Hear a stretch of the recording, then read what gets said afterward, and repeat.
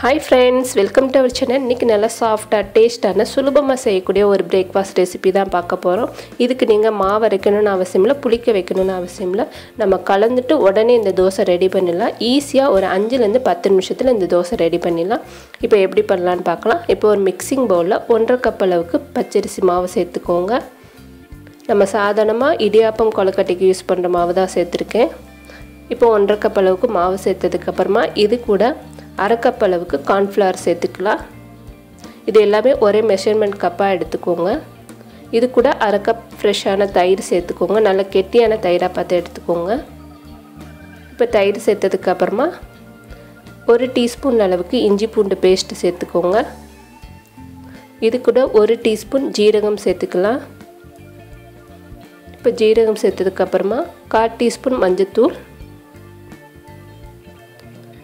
ஒரு 2 பச்சை மிளகா நல்லா பொடியாக கட் பண்ணிவிட்டு சேர்த்துருக்கேன். இது கொஞ்சம் காரம் அதிகமான பச்சை மிளகா. காரம் கம்மியாக இருந்துச்சுன்னா ஒரு 3 பச்சை மிளகா சேர்த்துக்கோங்க. இது காரம்னு பார்த்தீங்கன்னா பச்சை மிளகா மட்டும்தான் நம்ம சேர்த்துருக்கோம். இது கூட தேவையான அளவுக்கு உப்பு சேர்த்துட்டு நல்லா தண்ணி ஊற்றி மிக்ஸ் பண்ணிக்கலாம். இப்போ நல்லா கலந்துட்டு இதில் கொஞ்சம் தண்ணி ஊற்றி நல்லா கலந்துக்கிற போகிறோம். இட்லி மாவு பதத்துக்கு இதை மிக்ஸ் பண்ணிக்கலாம். இது செய்கிறது ரொம்ப சுலபந்தான். ஒரு 5 நிமிஷத்தில் நம்ம மாவு கலந்துட்டு உடனே தோசை ஊற்றிடலாம். நல்லா டேஸ்ட்டாக நல்லா சாஃப்டாக இருக்கும். இதுக்கு நம்ம ஆப்ப சோடா கூட சேர்க்குறதில்ல, சுலபமாக செய்யக்கூடாது. நம்ம வீட்டில் இருக்கக்கூடிய சிம்பிளாக பொருளை வச்சு நம்ம இந்த மாதிரி பிரேக்ஃபாஸ்ட் ஈஸியாக செஞ்சிடலாம். இப்போ நல்லா இந்த மாதிரி கட்டி இல்லாமல் மிக்ஸ் பண்ணியாச்சு. அடுத்து தோசைக்கல்லை ஹீட் பண்ணிவிட்டு லைட்டாக எண்ணெய் தடவி இருக்கேன். இதில் நம்ம கலந்து வச்சுருக்க மாவை இந்த மாதிரி ஒரு குழி கரண்டியாக எடுத்துக்கோங்க. இதில் ஒரு கரண்டி சேர்த்துக்கலாம். மினி ஊத்தப்பம் எந்த அளவுக்கு இருக்குமோ அந்த அளவுக்கு சேர்த்துக்கோங்க. நல்லா ஊற்றுனதுக்கப்புறமா இதுக்கு மேலே கொஞ்சம் ஆயில் சேர்த்துக்கலாம்.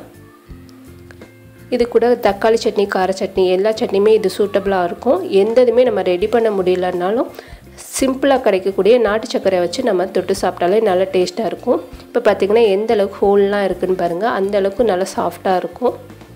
இப்போ மூடி போட்டு ஒரு சைடு வேகட்டும். இப்போ திருப்பி போட்டுலாம் ஒரு சைடு வெந்துடுச்சு.